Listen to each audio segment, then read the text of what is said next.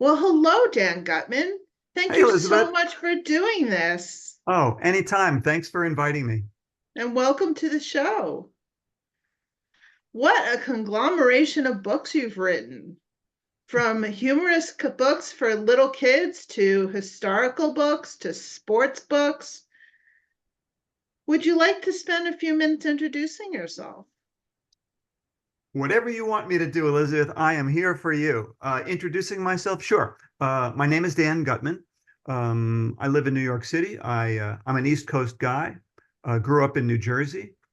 Um, Gee, I didn't know that I was going to be a writer until I finished college, actually. When I was a kid, I wanted to be a photographer. That was my hobby. Went to college, studied psychology at Rutgers University in New Brunswick, New Jersey. I do remember, though, there was one incident when I was at Rutgers.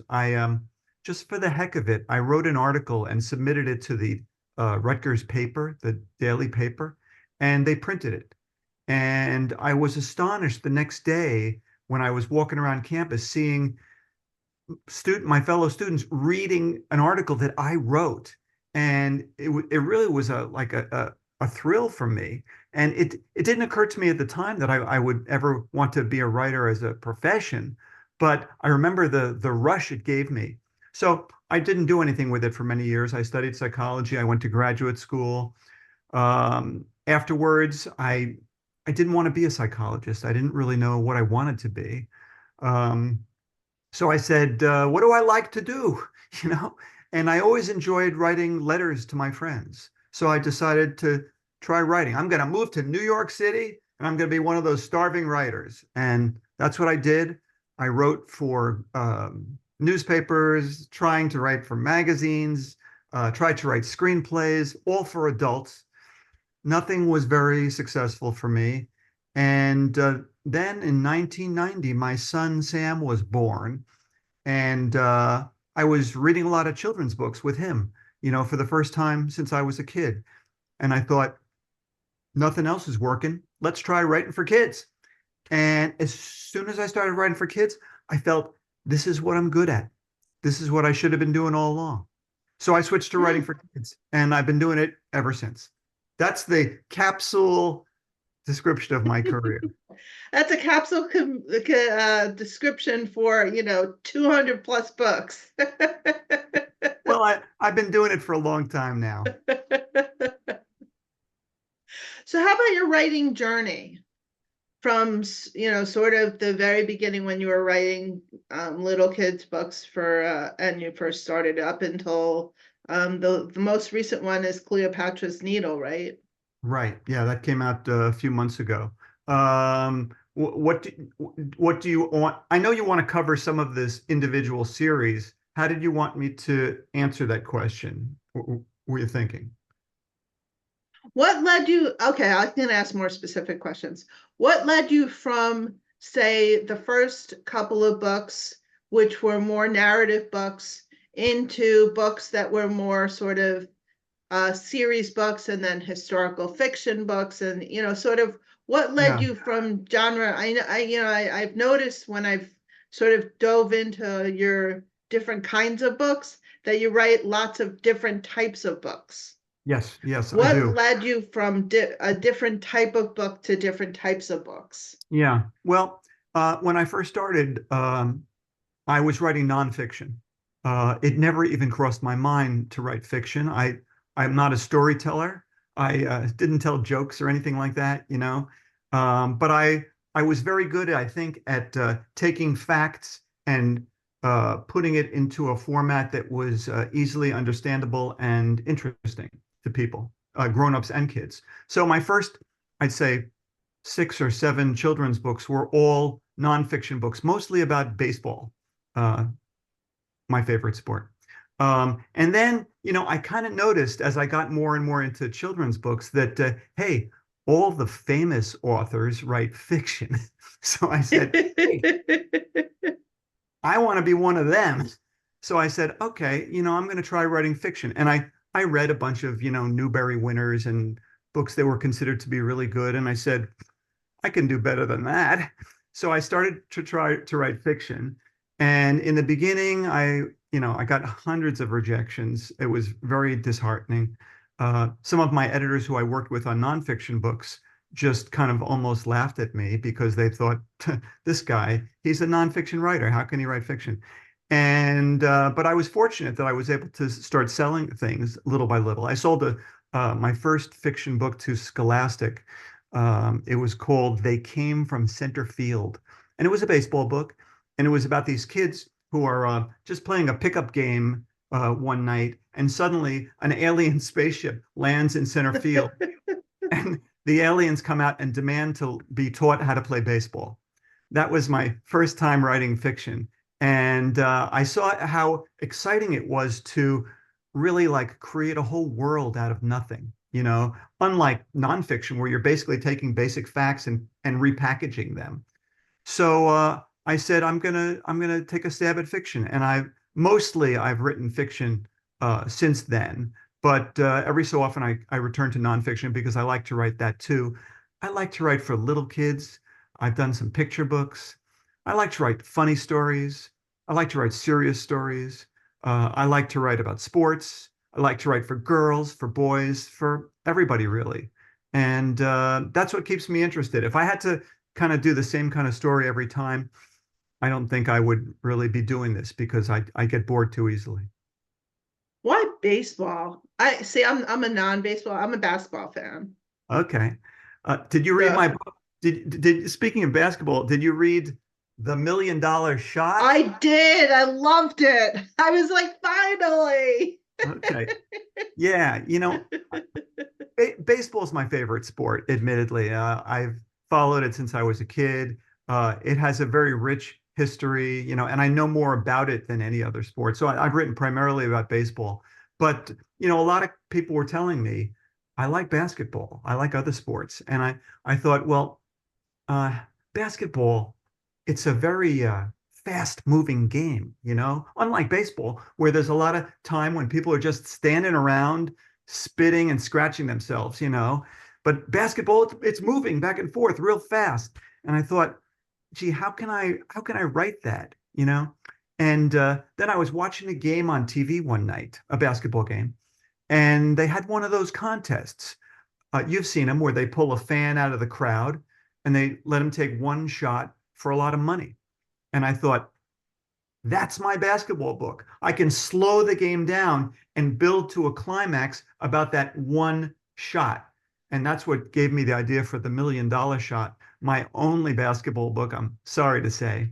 But baseball is my true love. Although I've written a whole bunch of baseball books, and I kind of feel like I've kind of written about all the great baseball stories I have to tell. So now I'm kind of just putting it behind me and moving on to other subjects to write about. I read somewhere, I don't know if I read it or I heard it on an interview, that you like baseball because of the circular movement of the bases. And Something like that. it's not going up and down a field like, or a court, like basketball is going up and down a court, or football goes up and down a court, or soccer goes up and down a field, Yeah, and that baseball, you have the circular movement. Can you talk about it's that? a little bit. Yeah, it's interesting you bring that up. Yeah, like almost all the other sports are basically simulations of warfare. You're basically marching down a field and trying to score a goal, push your opponent back, score a goal on the other team. It's the same in football. It's the same in basketball. It's the same in hockey. It's the same in soccer. And they're all simulations of warfare, it seems to me. Whereas baseball, it's completely different. Your object is to stand at home plate and return to home plate, you know? So it's a different kind of game. I feel like it's more like chess. It's more intellectual, And if you've ever have a chance, have you ever heard the George Carlin routine comparing baseball and football? No.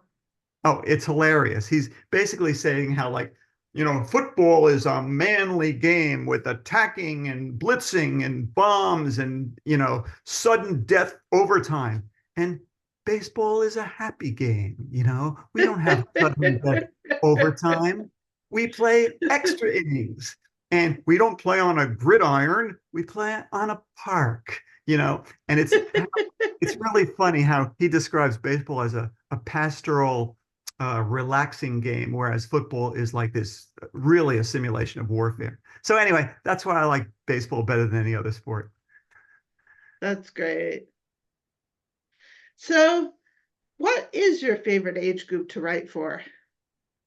Well, I do like to write for all different age groups, but I think I have a little bit of a sweet spot for third, fourth, and fifth graders.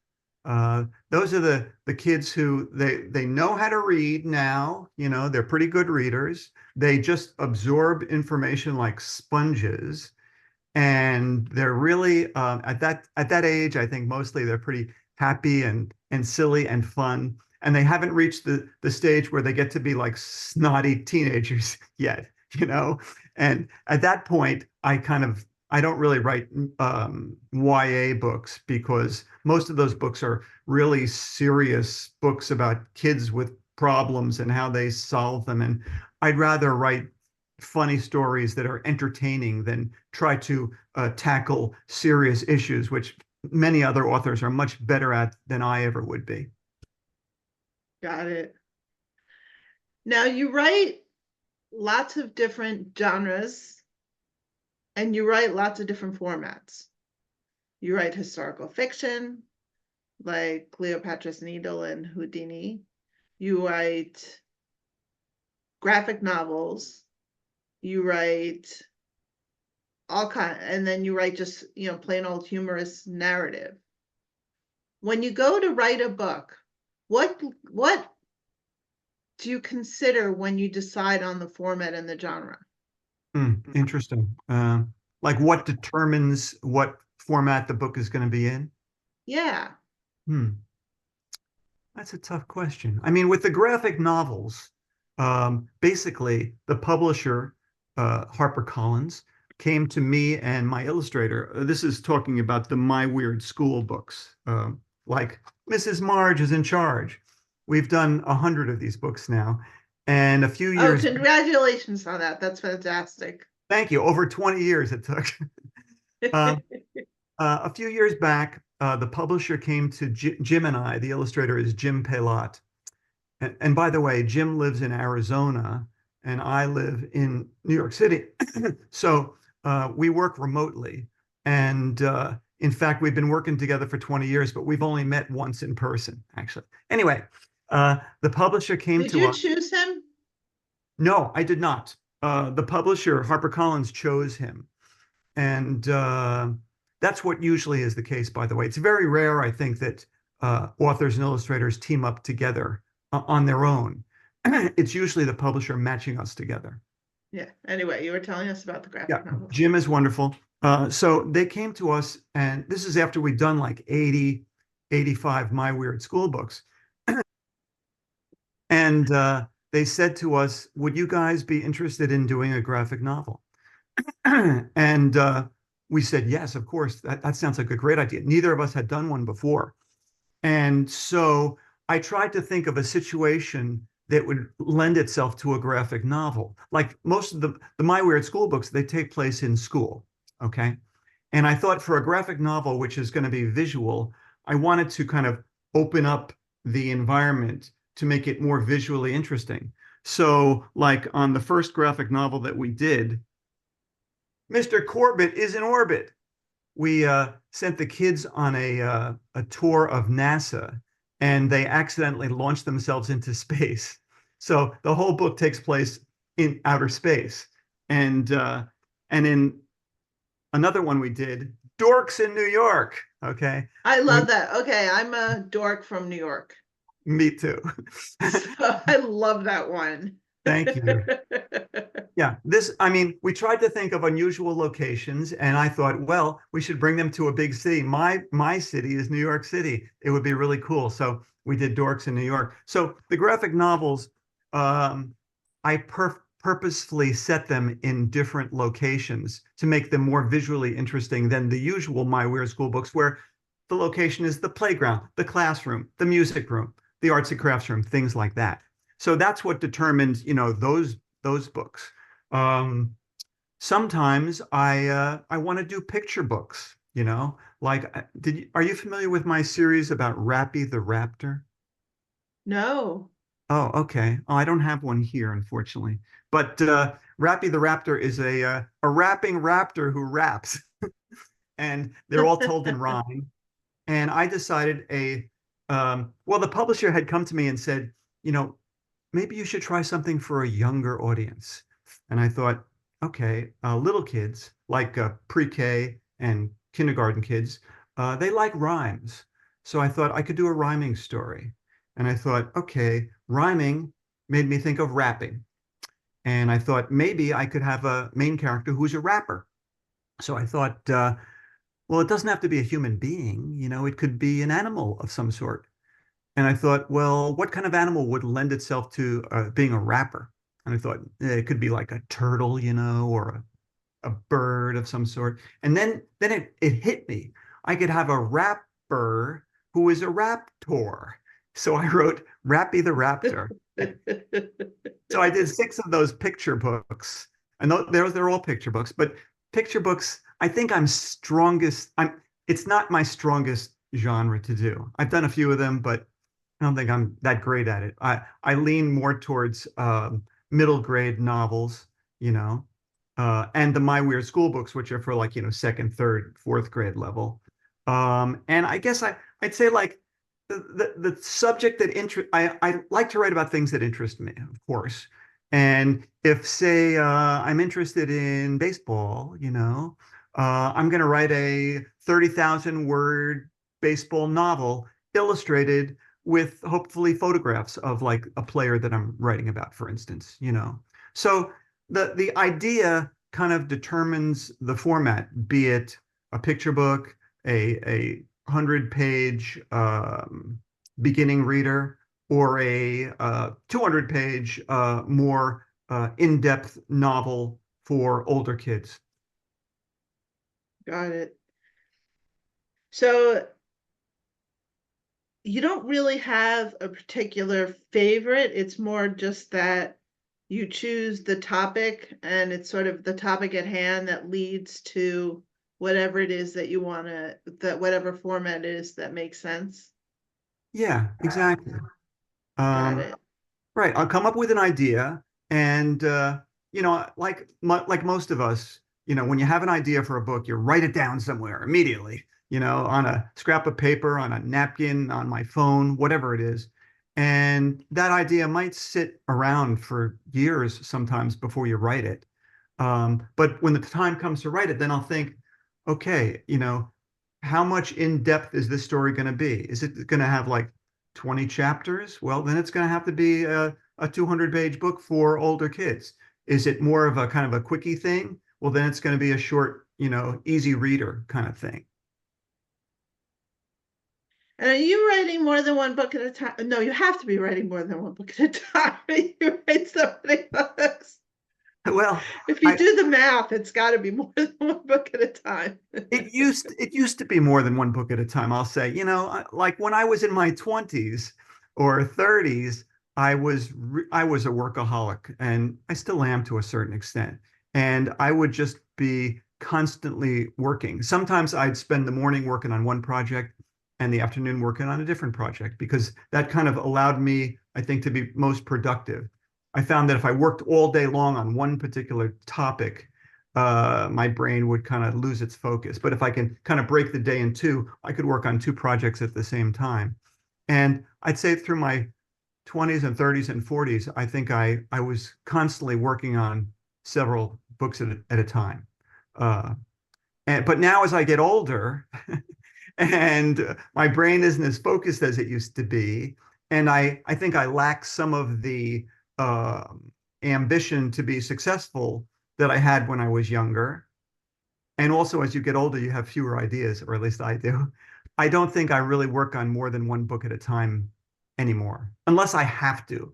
Like I have to write a My Weird School book like every 3 or 4 months because it's a schedule. But in the meantime, I might also be working on a more ambitious project that requires a whole year of work to do. Some books I can knock out in weeks. Other books take a year or more. Got it. So I love reading series. If you look on my bookshelves back there, there are like so many series. They're just like once I buy one, I'm like, oh, I gotta get the series, gotta complete the series. Yeah. So, and you write series, so I loved that was one of the things I loved about getting absorbed in your books was that once I read one book, I could, I just like, oh, gotta get the series. So I Thank, had super fun with your book and the books that I write. I'm working on a middle grade novel. 2 book series right now. And I've written a couple of picture books that are in a series. So I love series. And you write a lot of your stuff in series and you write some of your stuff as standalones. yes. Can you talk about the difference between writing in a series and writing a standalone? Yeah. Yeah. They are very different. And I've done a number of series, some successful, some not so successful. Um, the nice thing about writing a series is that you don't have to reinvent the wheel every time you sit down to write. You know, with My Weird School, for instance, by the way, with My Weird School t-shirt on. You are decked out.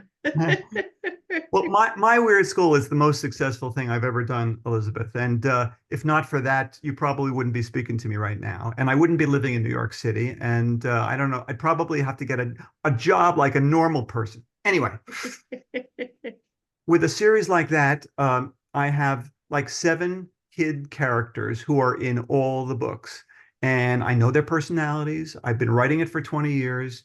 It's I wouldn't call it a formulaic series, but there are commonalities in all the books, and I just have to create a new story for each book with these 7 kids and a new grown-up in each story.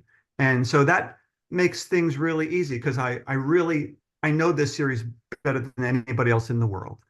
With a standalone book, of course, you're starting from scratch with a blank piece of paper and an empty computer screen, and you have to create a whole world out of nothing, which is more challenging.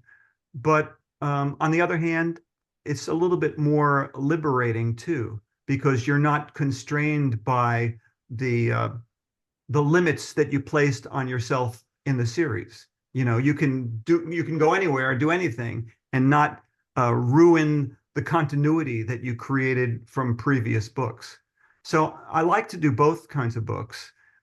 In general, the series are shorter, usually funny, but not always. And the standalone books, I usually spend much more time writing them, usually about a year these days.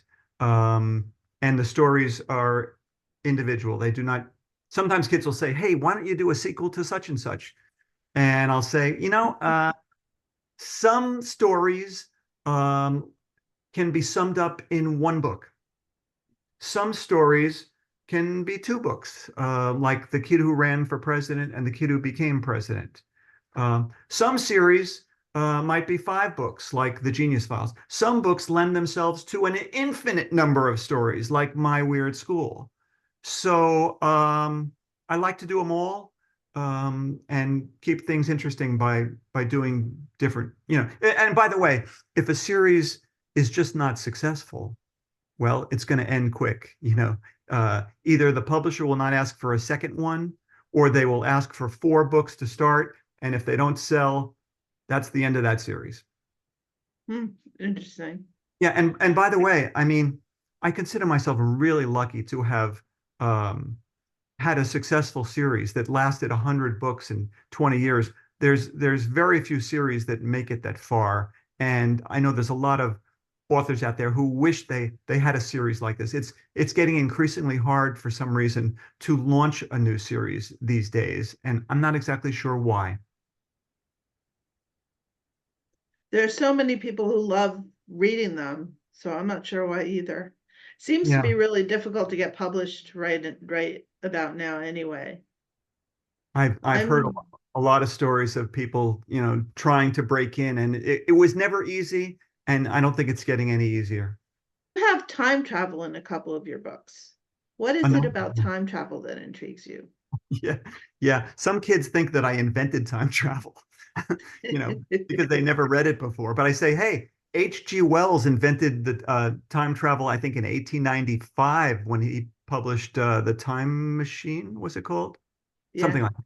Anyway, yeah, I've written a number of books with involving time travel. My baseball card adventures are all about time travel, about a kid who has the power to travel through time using a baseball card like a time machine.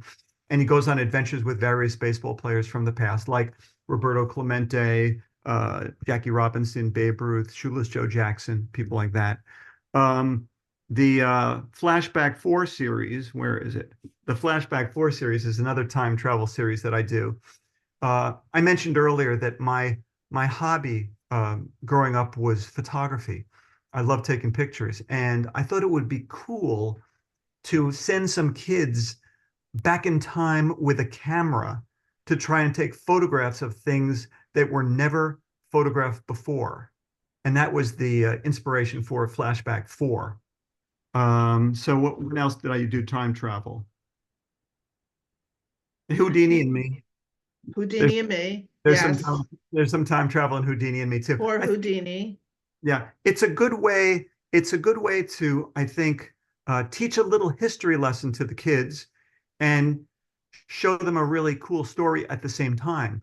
And especially kids who might be reluctant readers or reluctant learners who don't really want to learn new information. You kind of like sneak the information into the story, and they're thinking they're just reading a cool story, but they're actually learning something at the same time. And I really like to do that. As a really as a way to teach history. Yeah, you're really effective at doing that, or as you say, sneaking it in without being preachy. Right. So Yes. it's more subtle. Yes. You don't want to be preachy. You don't want to hit them over the head with the learning because they'll spot that a mile away and they'll just close the book and reject it. But if you could sneak it in under the radar, so to speak, you can really make a difference. Do you consider yourself a history buff? I do, but when I was in college, I never took a single history class, and I've always regretted that. But since I graduated, I have been very interested in history, and I've used it in a number of my books. I love to go to museums. I love to learn about topics like the Industrial Revolution interests me. America from the 1700s to the present day interests me. So yeah, I love history, and I think teachers and librarians appreciate when you can come up with a book that teaches history in a interesting and unusual way. Yeah, I have a friend who was a teacher 15, 20 years ago, something. And she said she used to use your books to teach history. Yeah, it's a great way to do it, and I guess I'll probably continue doing it. In fact, I've got a book coming out. Oh, you're going to love this one. I got a book coming out next year, and it's called The Picasso Curse. Okay, and it's about how can I sum this up? Okay. In 1911, okay, most people don't know this, but the Louvre, the Mona Lisa was stolen from the Louvre for 2 years. Did you know about that whole story? No, I didn't. Yeah, yes. Some guy broke into the Louvre in Paris and stole the Mona Lisa, and it was missing for 2 years. Okay, and this has been in my on my mind for the longest time, thinking there's got to be a way that I could make this into a story, without just telling that story. And then I finally figured it out. Okay, here's the deal. I hope I don't take up too much time of your podcast doing this, No, but it's okay. okay. Um, one of the prime suspects in the theft of the Mona Lisa was Pablo Picasso. Okay. He was 25 years old, living in Paris at the time. He wasn't the famous Picasso at the time. He was like a revolutionary artist. And Many people thought that he might have stolen the Mona Lisa. Okay. So I concocted this story where Picasso, and they actually brought him in for questioning. Okay. He's waiting to be questioned about the theft of the Mona Lisa. And he was so prolific. He's always drawing, always sketching. He had a sketch pad with him all the time. He sketches kind of a quick doodle on the sketch pad. All right. While he's being waiting to be questioned. And he just throws it in the garbage can when he's done. Okay. And then I traced the path of that piece of paper from the garbage can at the Louvre.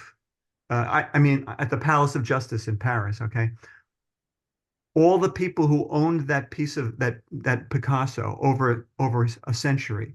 It finally ends up at a flea market in Illinois. Okay, and this kid buys a poster at the flea market for $10. And when he takes it out of its frame, he brings it home, takes it out of its frame, the Picasso falls out. Oh Okay. my God.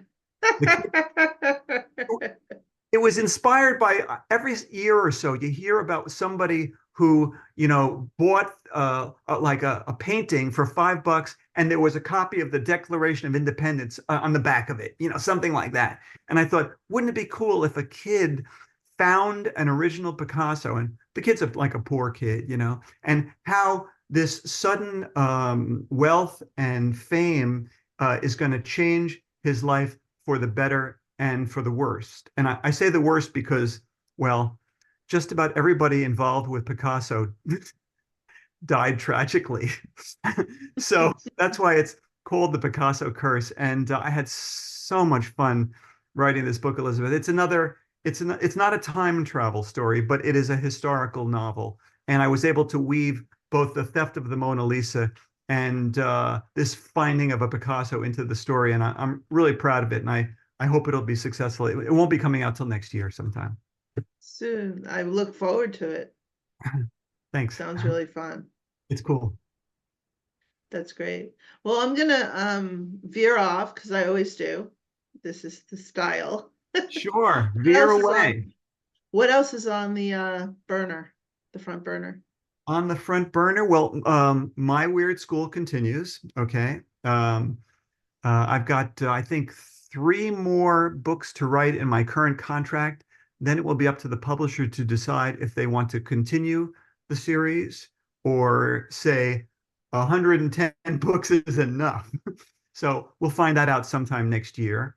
Um, the Picasso curse is coming. I've got something in the back of my mind that I'm working on, but I haven't really fleshed it out yet right now. I've always been interested in inventions and inventors, and especially those patent drawings that inventors have to create when they invent a new device. And these drawings are beautiful. They're black and white, and they're in the public domain, so anybody could use them. And I've been struggling for a long time to come up with an idea that I can illustrate with patent drawings. And it's just a matter of fine tuning this rough idea. I don't know what it's going to be called yet or anything like that, but it's something that I'm working on right now. Oh, Um, cool. yeah. Um, Inventors and inventions have always interested me. I wrote a book about Thomas Edison years ago. I grew up a couple of miles from Thomas Edison's laboratory in West Orange, New Jersey, and he was always a hero of mine. I did a book about the Wright brothers uh, because I think they Yeah, were. what was it about that book that you love so much? Yes, thank you. Race for the Sky. Um, yeah, this is, by the way, Elizabeth, this is probably one of my worst selling books ever. Okay. I And loved it. I think it's maybe my second favorite of all my books. And it was not successful, but here's the deal. I was always fascinated by the Wright brothers. And around the millennium, okay, I realized that we were coming up on the 100th anniversary of the first flight, which was December 17th, 1903. So I thought I should do a book about the Wright brothers and have it come out on the 100th anniversary in 2003. And what I did was I started researching the Wright brothers, and I found out that there were five witnesses to the first flight that day. And one of them was a kid. And I thought, wow, I could tell the story of the Wright brothers through that kid's eyes. And that was the genesis of the story. So I wrote it in sort of a illiterate, uh, he's a young fisherman. He never went to school, you know. I wrote it in his voice. I researched a lot about the Wright brothers to learn about them. And I was really proud of this book. And the thing is, I was not the only person who had the idea to come out with a Wright brothers book on the 100th anniversary of the first flight. There were like dozens of Wright brothers books that came out at the same time. So I think mine kind of got lost in the ozone somewhere, and it sold so poorly they never even issued a paperback edition of the book. This was Simon and Schuster. But Mm. I'm really proud of it. I don't care if it didn't sell. I'm proud of it. So of course I have to ask, what was your favorite book? Of all my books. Yeah. My favorite book, thank you for asking, of all my books is Johnny Hangtime. And Oh, I love Johnny Hangtime. thank you. And this is another one that didn't sell. My favorites are always the ones that don't sell. But Johnny Hangtime was a story. Another thing that has always fascinated me was stunt men and stunt women. Okay, the people who stand in for famous actors and actresses, and they do all these crazy stunts in movies. There was that movie that came out, what about 6 months ago with Ryan Gosling? I think it was called this. Was it called The Stunt Man? Something like that.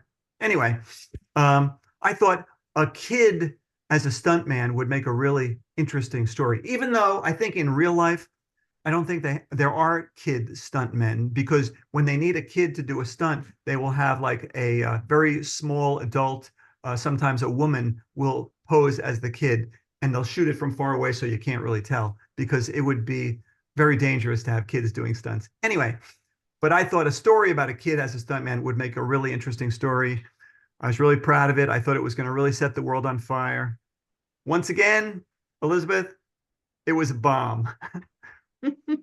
But but I thought it was the first time I wrote a story that I felt like was a really good idea, that I executed really well, and I felt it had everything. It had action, it had adventure, it had drama, it had comedy, it even had romance. But it didn't find an audience, which happens. Well, after this interview, it will. Okay, it's still in print as far as I know, It so is. I got copies of it. people So can look at it, and I'm glad you enjoyed it.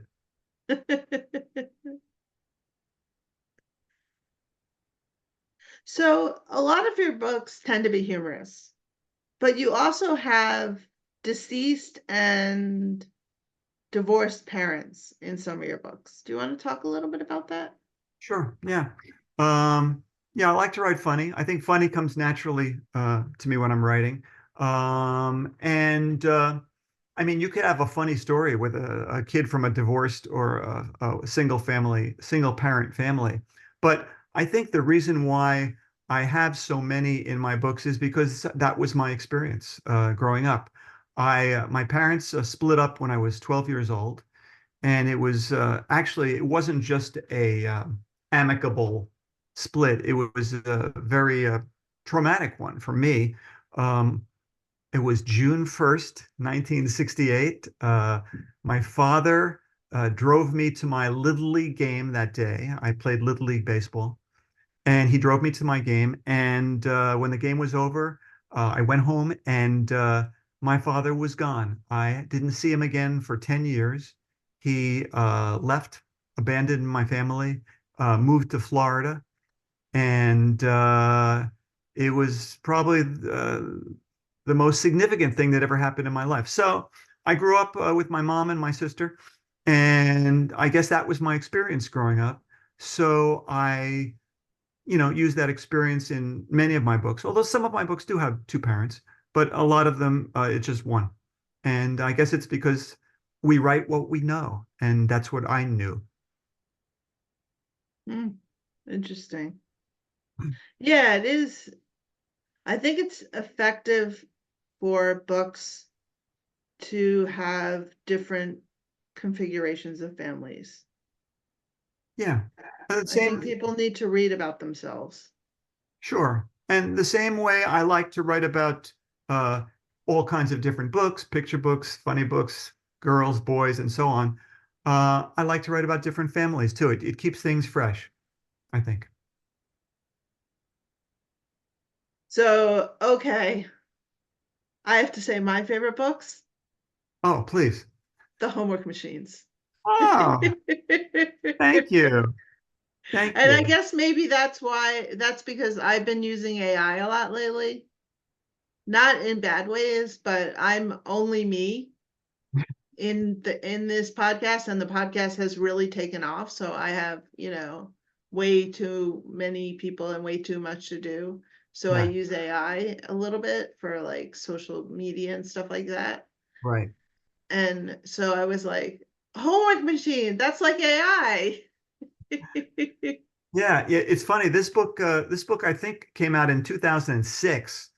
So, it's almost 20 years old now, but it was pretty obvious to me back then that computers were going to advance to the point where something like a homework machine could be technologically feasible.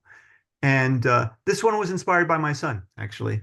My son Sam, when he was growing up, uh, he didn't like school that much. And he would come home from school complaining, like, oh man, I had to work hard all day in school, and now I got to come home and do more schoolwork. It's not fair, you know. And I thought, well, a machine that did your homework automatically. Wow, every kid in the world would love to have one of those. And I remembered while I was working on the book and I was visiting schools and talking to kids, and the kids would say, well, what are you working on? And I'd say, oh, I'm working on a book called The Homework Machine. And like instantly their eyes would light up and they'd say, oh, I want to read that. So I think it's probably the best title I ever came up with.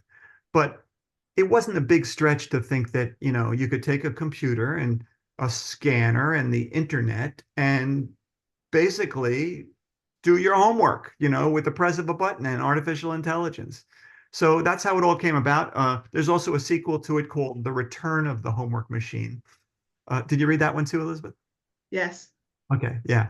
And these books have been successful. At least the first one was pretty successful. This was also Simon and Schuster. And by the way, the cover of this book was made by the famous illustrator Dan Santad, uh, who kind of became very well known after this period. He's very well known now. But yeah, The Homework Machine is one of my more successful books. Yeah, very. I think that it's just that, they keep talking about in the schools what they're going to do about AI, Mm, because people can now do their homework through AI. And AI is, I mean, it's amazing. yeah, yeah. Like any technology, any new technology, people are going to use it for good purposes, like learning new things. People are going to use it for bad purposes, like avoiding to do homework or avoiding to do writing. And that's just, what happens with every technology. And hopefully, we'll be able to find a way to kind of maximize the positive uses of AI and minimize the negative ones. But that's not so easy to do. I I personally have also, not used AI myself, although I'm sure at some point I will. That I oh, it's know of. fun. It's super fun. Now, in the homework, we're going to stick on the homework machine series because I really like them. Sure. You have over five different characters, Yeah.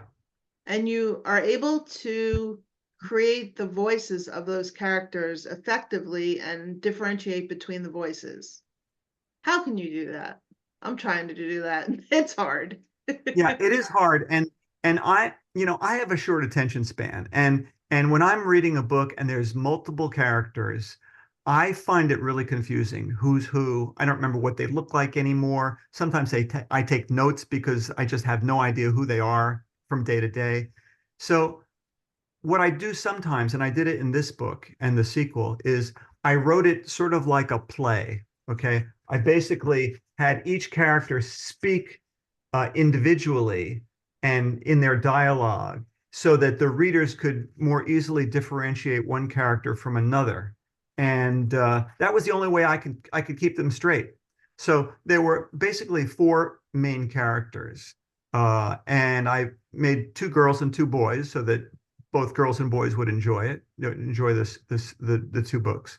Uh, and I like to try and differentiate their personalities too, so it's obvious. So there's one, Brenton is the basically the genius who invents the homework machine. Okay. Um, his opposite is Sam, who's sort of loosely based on my son Sam, who's not a genius, but he's a regular guy, and he's the opposite of Brenton. And then the two girls are Judy, and I had to write this down because it's been so long since I wrote the book that I didn't remember their names. Judy and Kelsey. And, Judy is like a really smart, studious girl, gets straight A's. And she's sort of loosely based on my daughter, Emma. And the other girl, Kelsey, is kind of like punky, with different colored hair and stuff like that. So I just wanted to have four separate characters. They're thrust into this group together in class, and Brenton creates the homework machine. They all use it. And I knew from the start that I knew how it was going to end. Okay. I knew it was going to end with the homework machine becoming so powerful that it needs to be destroyed. And that's the reason why the story is set near the Grand Canyon, because I wanted to have something for them to throw the homework machine into at the end. And that's why it's the Grand Canyon. You also had the teacher, The which teacher, was yeah. a very powerful. The teacher was a young teacher. Yes, I think it was Mrs. Rasmussen, if I'm not mistaken. Yeah, it was a Um, young teacher. yeah, I don't remember her that well, but I probably made her young so that she would be naive enough to not notice what these four kids were up to. Exactly. Yes. When Sam suddenly went from being a D student to an A student, she thought, "Oh, my teaching's so good." I was like, that is really funny Right. and so narcissistic. Right. Yeah. Yeah, you just start brainstorming. What I do, I'm a brainstorm. I'm a planner, and the way I work is I think of an idea. Like the homework machine was a big idea. Okay, they're going to invent a machine that does your homework automatically. It's going to become more powerful. It's going to need to be destroyed. It gets destroyed. Okay, that was the 1 2 sentence elevator pitch of the book. And then what I do is I use file cards, plain old boring 3x5 file cards, and I just start brainstorming and jotting down individual ideas that could fit into the story, and one idea on each card. And once I have 100, sometimes 200 cards, I'll just kind of like lay them out on a flat surface and start grouping the cards together that go together and tossing some out, adding new ones, and little by little, I'll sort of weave together a story that makes sense from start to finish. And once I have that, then once it's all done, then I sit down and I take out my computer and I start to write the book. These cards, by the way, are for Houdini and me. Okay. Oh, This is interesting. you want to see the first card? I'll show you the I first card. do. The I first do. card, the first This is card, so exciting. the first card in the stack is the first sentence in the book. Okay. Can you read that? I was born in Harry Houdini's house. Right. Yes. And so that was my first card, and I was born in Harry Houdini. Oh, that's so cool. so that's just my personal method of writing. Everybody's got their own system, but mine is I plan the whole story in advance on file cards, and then I sit down and go card by card through the story to write it. Cool. I haven't heard that in any other interview, so that's good. New information. I must have invented it, Elizabeth. I will tell you that I used to outline on my computer screen, but I found that on the computer screen, as soon as the outline got too long, it didn't fit on one screen anymore, and it became difficult to cut and paste back and forth. So I started using the file cards instead, and they work a lot better for me. That's great.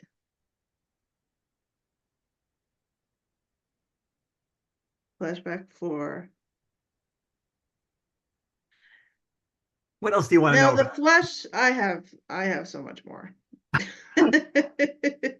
Oh, the Genius Files. Now I used to go on RV adventures when I was a kid. So I could relate to the Genius Files. Yes. Okay. Yeah. And we used to go to some extraordinary places, extraordinary, not Where'd you not go? not we used to go to Hershey's factory. And we did, when I was a kid, we did a Kit Kat taste test I at the love Kit Hershey's. Kats. Oh, it was so fun. They put you in a room and they give you 3 Kit Kats. And we did it our whole family.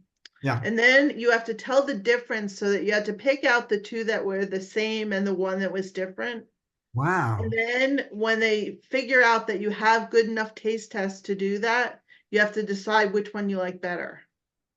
Wow. Was this in Hershey, Pennsylvania? Yeah. Cool. I've been to the Hershey factory. That's great. So that was Um, cool. So I used to go on those kinds of trips. So I was reading your book and I was like, that's so cool. I've only done one RV adventure myself. When my kids were younger, we flew. We didn't go all the way cross country. We flew from the East Coast to Denver, and we rented an RV there, and we drove from Denver to Las Vegas, and flew home from Las Vegas. And so we had an RV where you're driving this huge thing, and you have to like dump the toilet every few days, and you have a kitchen and everything. It was really fun, and I wouldn't say that that necessarily gave me the idea for the Genius Files. What happened was one of my editors, and this is also at HarperCollins, uh, she said to me, how about doing something with spies? And the Anthony Horowitz books, the Alex Rider series, was very popular. So I thought, well, I don't know anything about spies, but how about a chase story would be kind of cool. And I thought, okay, a chase story. How about some kids were chased cross country by some bad guys, right? And while they're on their summer vacation with their parents, they're traveling cross country, and these bad guys are trying to kill them the whole time. That was the idea behind the Genius House. I had them start in California, and they drove all the way. In the first, there's 5 books in the series. In the first book, they made it to Wisconsin. In the second book, they started in Wisconsin and they made it all the way to Washington, D.C. In the third book, they started in Washington, D.C. and started heading back west, taking a southerly route, which ends in Memphis. In the fourth book, they started in Memphis, ended in New Mexico. And this is the fifth book, which starts in New Mexico and ends with a climactic scene on the Golden Gate Bridge in San Francisco, where it all started. And I will tell you, or I tell the viewers out there, that in the last scene, one of the characters is going to die. That's all I will say. But I thought it would make it even more interesting if instead of going to like the Grand Canyon and Mount Rushmore and all those typical tourist spots, I thought it would be more interesting if they went to these wacky places that turn me on, like the largest ball of twine in the world, and the the spam museum, you know. So I use this wonderful website called Roadside America, which lists all these wacky tourist destinations, and I had to find spots like every couple of 100 miles where something weird can happen. And that's how I wrote the Genius Files. It was really fun and challenging. This was the hardest thing I ever had to write. Uh, I might have reached my level of incompetence on this one, maybe, but it was the first time and only time my name has ever appeared on the New York Times bestseller list for the first book in this series. I actually read that as the first book that I read of yours Oh, the Genius was Files? that where yeah, was that series. I read that series as my first Okay, all right. series. Yeah, it was really fun using actual roads to chart the path across the country. I would use Google Maps, and since the books came out, I've received a number of emails from families who actually have used it so they could drive the same route to go to some of the same tourist spots that I wrote about. And that's fun. And by the way, I didn't visit all those places. I would have liked to. I visited some of them. I visited the Golden Gate Bridge. I flew to San Francisco specifically to ride a bike back and forth across the Golden Gate Bridge so I could write this final scene that takes place there. I went to Wrigley Field in Chicago. I went to the Spy Museum in Washington, D.C. I went to the Rock and Roll Hall of Fame in Cleveland. I went to Well, some of there's the still time, you know. well, the books already came out, so I'm not going to do it now. But most of the locations I researched online, which is pretty easy to do. And the locations where something really important, a big scene took place, I wanted to go there to see it with my own eyes. Graceland is another place that I went to because a big scene takes place there. So it was really fun to write, really hard to write. And when it was over, when it was finished, I was really relieved. And some kids have said to me, like, hey, why don't you do a sequel where they take a European trip? And I said, no, thanks. It's over. It's done. They started in San Francisco. They came back to San Francisco, full circle, finished, no more. Were you mischievous like Coke and Pep? No, no. I was actually a goody two shoes. I was and I'm also not mischievous the way the main character in My Weird School, AJ, is mischievous. I was a good student. I liked school. I did what the teacher told me to do. I did what my parents told me to do. But Was I it think that fun to write about kids with that are mischievous? yes, yes, it's fun to imagine those kinds of things without having to risk doing them and getting caught and getting in trouble. So, yeah, I'm a good boy. You're a good boy. Good boy. Kids for President. Yes, the kid. That's subtly talking about politics. Not so subtly talking about politics, but not jamming it down people's throats, but really highlighting the importance of politics for the country. Well, I think you're giving me more benefit of the doubt than I deserve there because I just thought it was a good idea and a story that would be really fun to write. What happened was I got this idea back in 1996 when Bob Dole was running for president. And like these days, a lot of people thought, hey, this guy's too old to be president. And I thought, well, if somebody could be too old to be president, what would be too young to be president? I thought, a kid, of course. And the title, The Kid Who Ran for President, what a natural. It's so obvious. Somebody must have written that before. And so I kind of looked it up and nobody wrote it. So I wrote it. And this was my first book that was successful. This was the book that made me decide to become a children's book author. Because before this, I was just dabbling. I wasn't sure what I was going to do. And I sold this to Scholastic. It came out just before the 1996 elections. It sold really well. And then every 4 years, when there was another presidential election, they'd sell more copies. And then I wrote a sequel called The Kid Who Became President. And that kind of put me on the map a little bit. But Oh, I wouldn't say, Elizabeth, that I wrote it because I wanted to write about politics and inform the public and the children of the world about politics. Nah, I just thought it was a good story that I could tell. see, I do give you more credit. Thanks. That's what I took out of it. How's that? Okay, that's fine.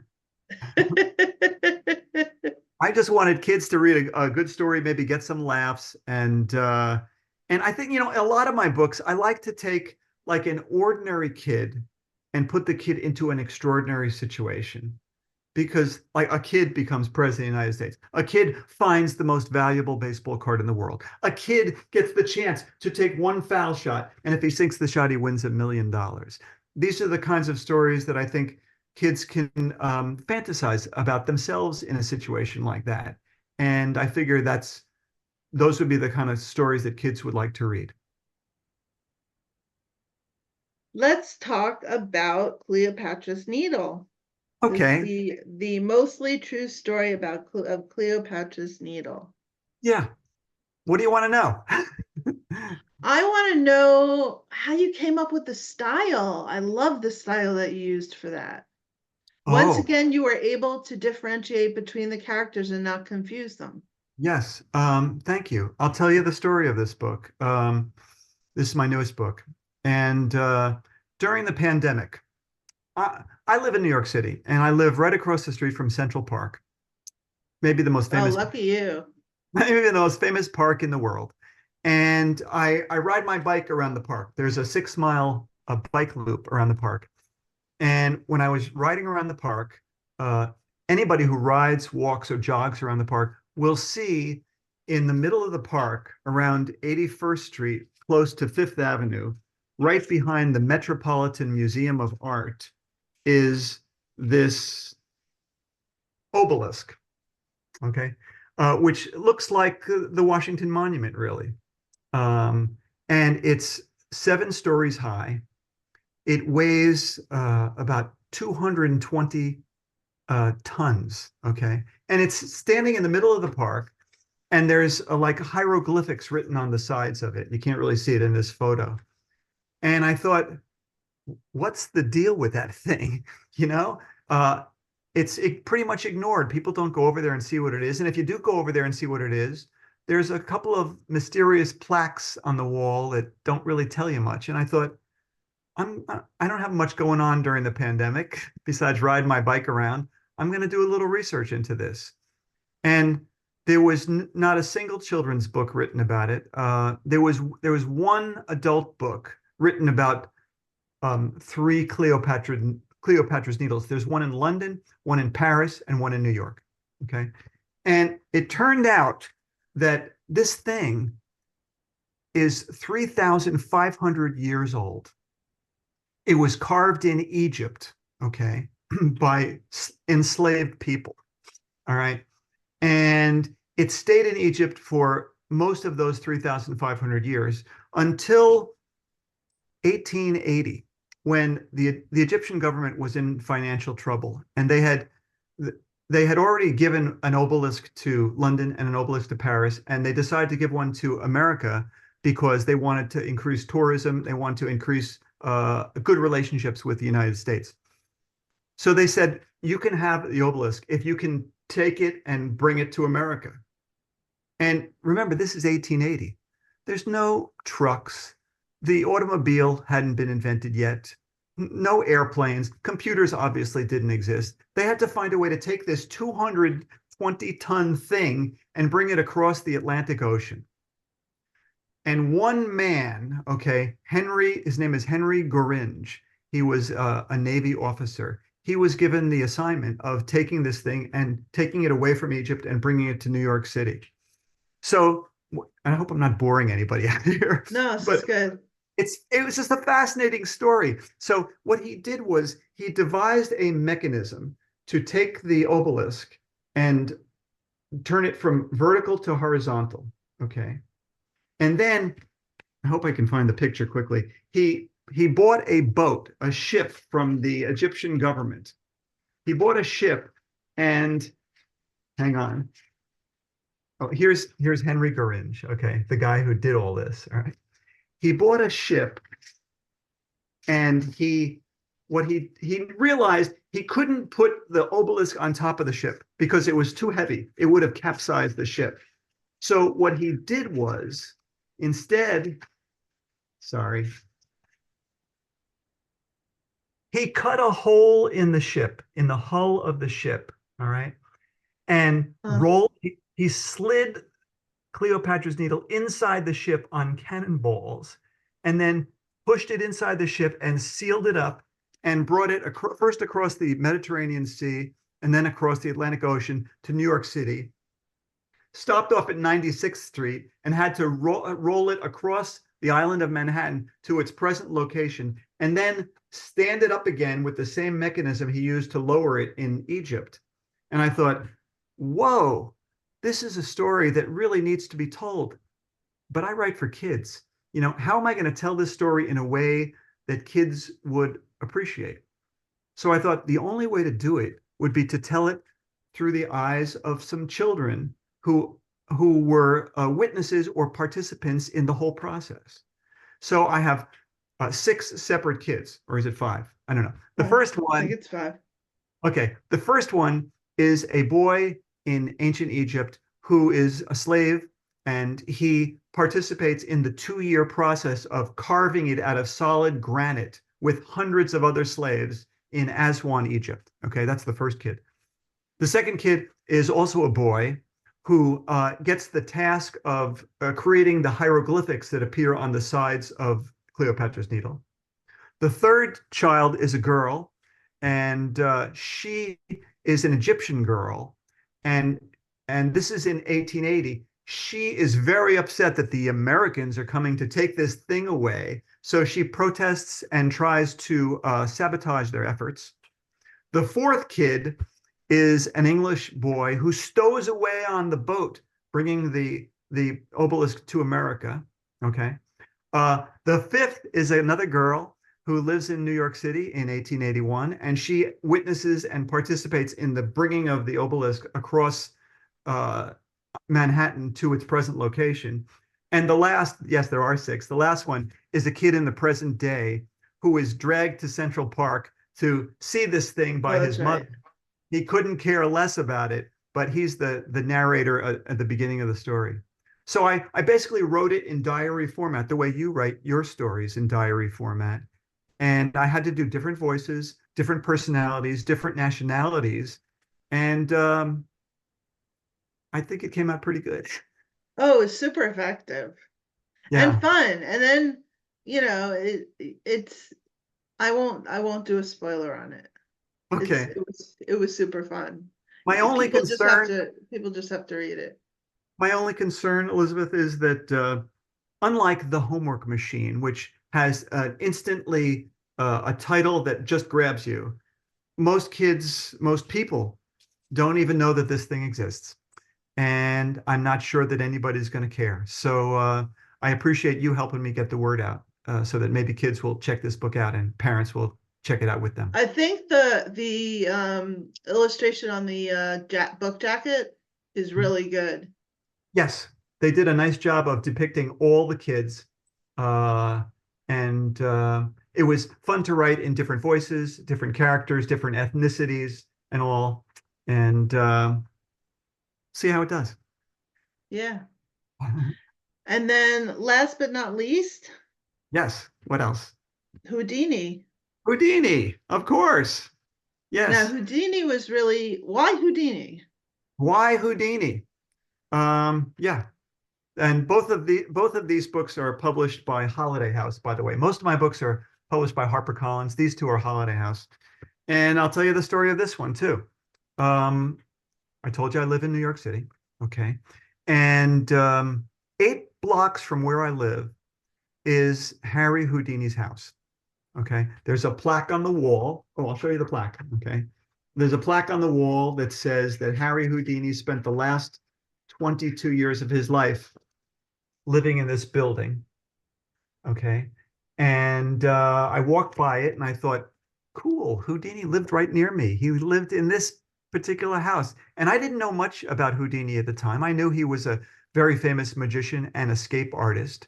But I thought, he's one of these American characters that everybody knows about, even if you don't have direct knowledge. You know who Houdini is. You know who Babe Ruth was. You know who Marilyn Monroe was. You know who Elvis Presley was, even if you have no historical information about them. So he's one of these characters that I thought would be interesting. And the more I learned about him, the more interesting he became. And one of Houdini's most famous tricks was called metamorphosis, where he would switch places with another person instantly, and it seemed like magic. And I thought, oh boy, that's my story. I could have a kid in the present day who grows up in Harry Houdini's house. He somehow finds a way to communicate with the spirit of Houdini by text message. And Houdini contacts him and attempts to pull off a metamorphosis with this kid where they switch places. And that's why on the cover image, this kid is hanging upside down from a building, because that was one of Houdini's signature moves, where he would do that in front of thousands of people. He'd get out of a straitjacket while hanging upside down. And I'll just tell you one little story about this book. Um, when I took that picture of the plaque on the wall outside Houdini's house, um, as soon as I took the picture, a light went on inside the house, and the door opened, and some guy came out, and he started yelling at me, saying, this is private property. You know, get off my porch, leave me alone, and don't ever come back. And I felt terrible. You know, I felt really bad. And when I got home that night, I told my wife the story, and she said, "You know what you should do? When your book comes out, okay, you should give a copy of the book to the guy who lives in Houdini's house." And I said, "Yeah, let's do that." So when the book came out, I didn't want to confront the guy again. So I put it in a plastic bag, and I hung it from his doorknob, and I put a note inside and my business card, and I said, "I'm really sorry that I trespassed on your property. I was working on a book. This is the book. It came out today. I want you to have a copy. Thank you." A half an hour later, the guy calls me up, and he says, "Oh, I'm so sorry. I kicked you off my porch. I'm so excited about your new book. Would you and your wife like to come over to the house sometime and get a tour of Houdini's house?" And he gave it to us, and it was wonderful. And now that guy is like a friend of mine. And that was the story of how I wrote Houdini and Me. That's great. Yeah, it's a super fun book. Did you ever do magic as a kid, or did you just get involved, interested in it because of the house? I like to view magic. I never did any magic tricks myself, but I've seen some magicians in person, and I find it pretty amazing to see them. But I'm just a fan. I'm not. I never did any. So you showed us a bunch of photographs, and you said that you were a photographer when you were younger. Can Yeah, you talk about, for our viewers, how you're able to get copies of these photographs and include them in your books? yeah. And before I do, let me show you something else. Hang on one sec. Don't go away. This is my first camera. Okay. It's an old Polaroid. This is my family camera when I was a kid growing up. Great camera. I keep it on display. And this is the camera that I used all through high school and college. All film, of course. This is before digital photography. And it still works, but I don't use it anymore. But I love photography, and I like to illustrate some of my books with photographs, because I think it makes the story come alive. It makes them feel more real. So I've taken a lot of photographs that have appeared in my books, and I also will acquire photographs to use when I can. The nice thing about writing historical fiction is that if you're writing about something 100 years old, well, any photographs from that time are in the public domain. So you don't have to pay for them. So you can get photographs virtually anywhere, old photos that I've used in my books, and these are free to use in the books. The problem comes about when you want to use recent photos, like for the Picasso curse, I wanted to get a recent photo of Kobe Bryant, the basketball player.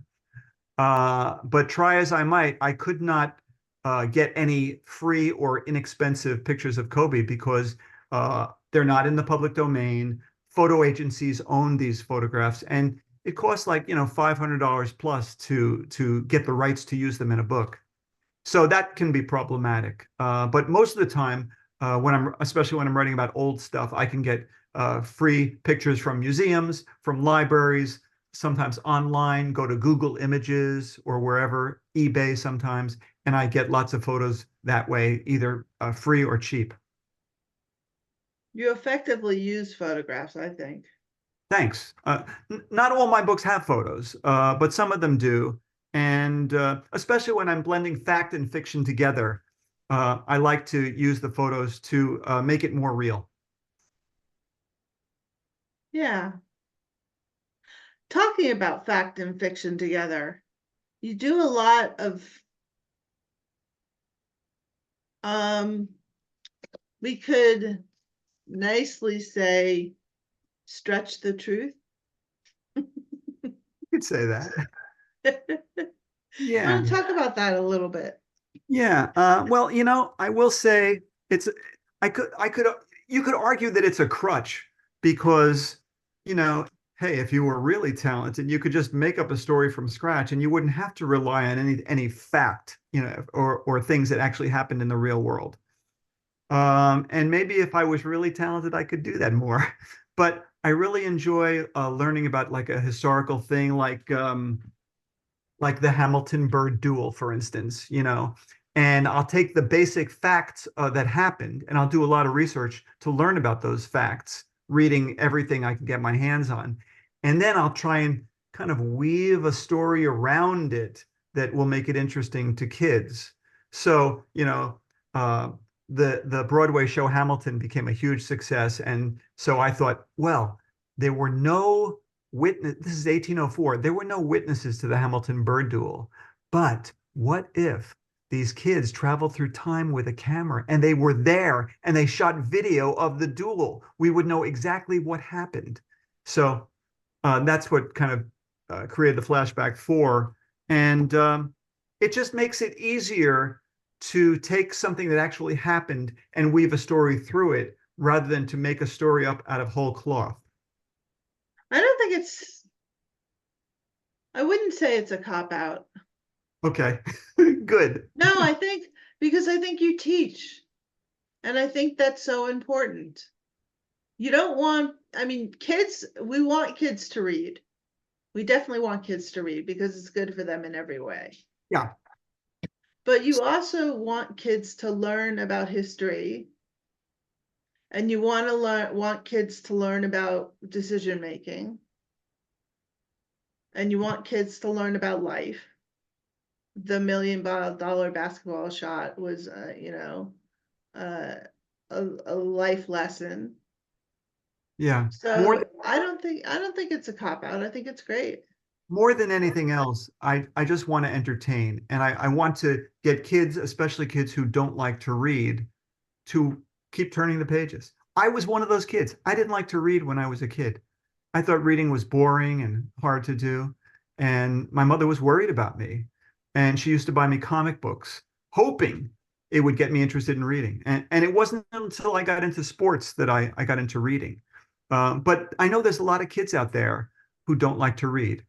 And so for me, my primary purpose is to take those reluctant readers and suck them into a story on the first sentence, the first paragraph, and don't let go of them through the whole story. That's what I get most satisfaction out of. Cool. Very cool. So let's come back to you. Okay. When did we leave me? We talked about your books a lot. Oh yeah, okay. What is the best part about being a children's author? Ah, well, I know it's corny and all, but I get these wonderful emails from parents and teachers and librarians telling me, my son, my daughter, my student, they wouldn't pick up a book. They hated to read. And then, like last night, they were under the covers with a flashlight reading your book. And like, that blows my mind to think that I can just write these silly words on a page that can have like a positive impact on a kid's life. I didn't get into this to save the world or anything. I just got into it because I had a knack for writing for kids. But the fact that I was fortunate enough to choose a profession where I could do something that would have a positive benefit to kids, that really that's the best part about what I do. And what's the most challenging? The most challenging is like you, I'm a one person business. Okay. I've got to do everything. I don't have an assistant, I don't have a secretary. I've got to do not just the writing, but all the researching. I have to do the billing. I do lots of personal appearances. I got to keep up with my email. I I have to research my books, make phone calls, and it's really running a business all by yourself, and sometimes keeping all those juggling all those balls in the air at the same time. That's, I think, the most challenging. And of course, you have your personal life to deal with too. I got two kids, and there were years when my mother was aging and I had to, take care of her. So it's hard to be a one person business like that. You probably had the same some of the same feelings.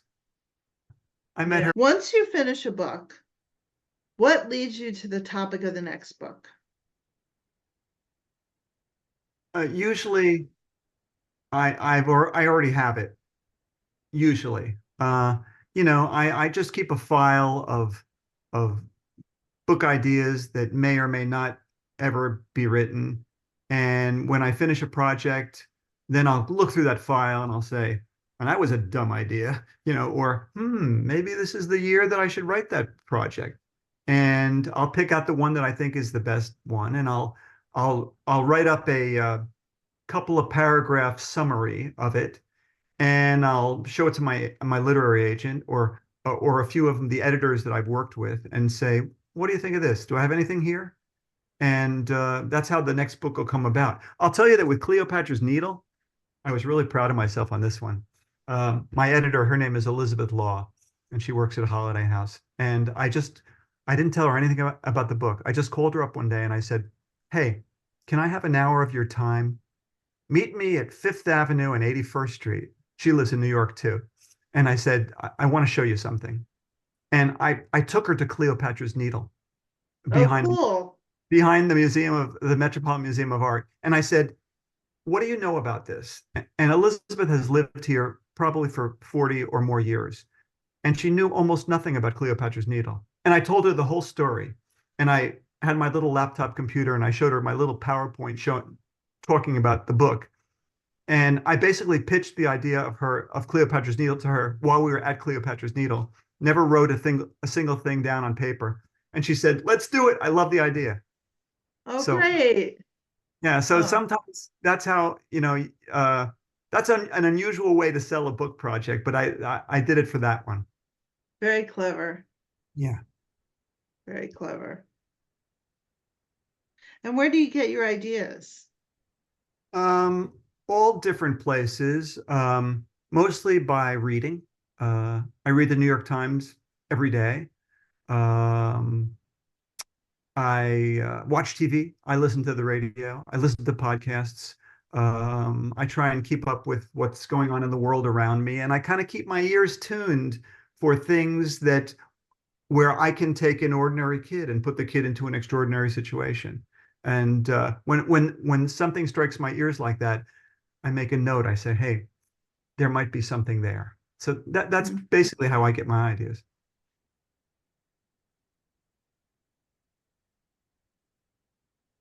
What would you say to your 10-year-old self?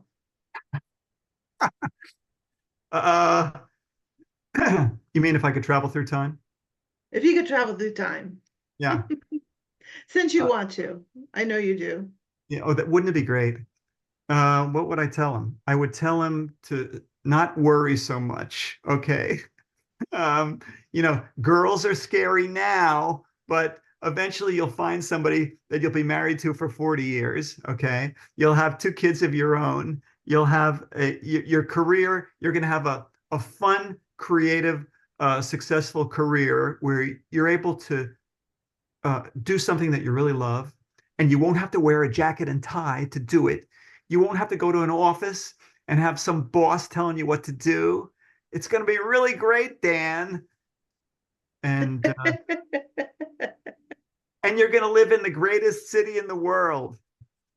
How about you're a budding author? Oh, tell advice for young authors. Yeah.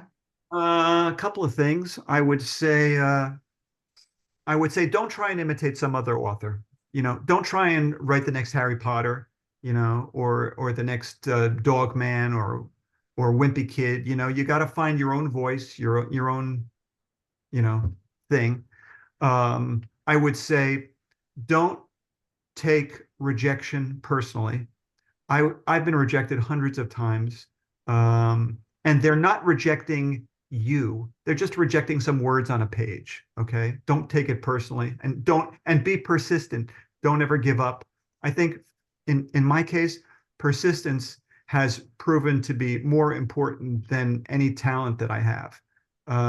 There's lots of writers who are more talented than I am, but I don't think there's that many who will outwork me, you know? Um, and I would say here's a little writing tip, okay, that I use in my writing, and I think it would work for anybody. When you write something, okay, uh, look at your first draft and read it out loud, okay, and while you're reading it out loud, here's the trick: pretend to be somebody else. Pretend to be your friend, your teacher, your librarian, or Snoop Dogg, whoever. Pretend to be somebody else. And while you're reading what you wrote almost through somebody else's eyes, you could see the mistakes that you made and you could see how your writing could be better. And that's something that I do in my writing. And I think it would work for kids too, or anybody. Interesting. What's on your professional bucket list? Professional, gee, I feel like I never expected myself to get this far. Right? Like I'm happy. I'm happy that I was able to accomplish what I've accomplished, and I don't have professional goals. I don't care about being on the bestseller list. I don't care about um, awards. I don't care about winning awards or any of that stuff because, for the most part, the kinds of books I write don't win awards and they don't get on bestseller lists. Uh, I just want to entertain kids and keep them reading books. As far as my personal life goes, my bucket list would be I want to travel the world. I've been to a lot of places, but I love traveling. My wife and I love to travel together. I'd like to see parts of the world that I haven't been to yet. That would be Like on. where? I've never been to Greece. I've never been to Scandinavia.